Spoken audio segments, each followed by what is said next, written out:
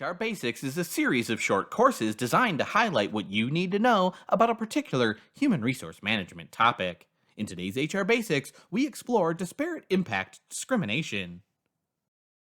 Disparate impact occurs when an employment practice results in members of a protected class being treated less favorably than members of a non protected class, even though discrimination was not intentional.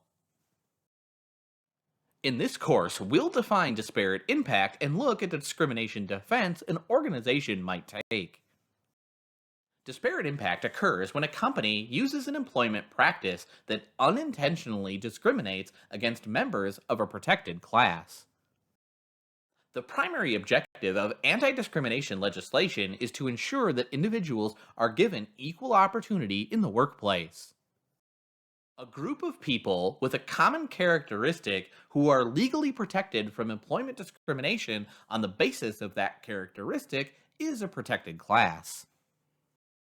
Federal protected classes include race, color, religion, national origin, and sex as established by Title VII of the Civil Rights Act, as well as age, disability, veteran status, genetic information, and citizenship established by independent federal laws throughout the course of employment legislation history.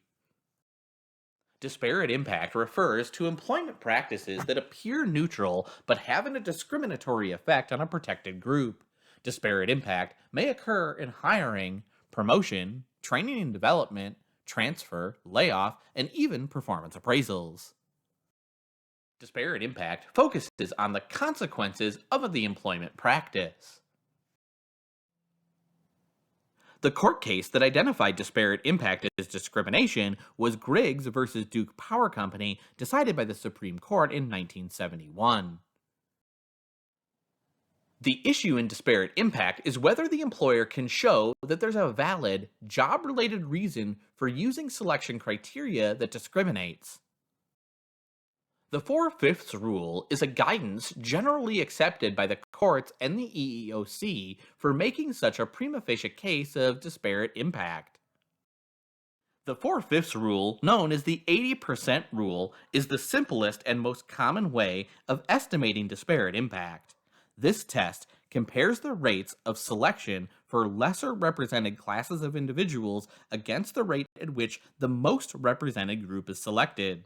If any lesser represented group has a rate that is less than 4/5 or 80% of the rate for the most represented group, this can be used as evidence that discrimination exists. There are 5 steps to determining adverse impact using the 4/5 rule. First, we have to identify the policy or practice at issue.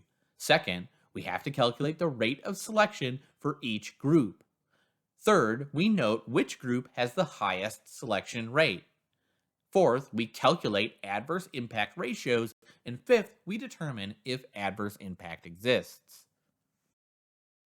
So let's take a look at an example to calculate the 4/5 rule. In this scenario, we have 80 white applicants, 48 of which were hired. There were 40 black applicants, 12 of which were hired. The selection rate of white applicants is 60%, where the selection rate of black applicants is 30%. The impact ratio is 30% divided by 60%, or 50%. The impact ratio, 50%, is less than the 80%, which is evidence that based on the 4/5 rule, there is disparate impact. It is the employer's obligation to understand and identify discrimination and take anti-discrimination steps to prevent and correct protected class discrimination in the workplace.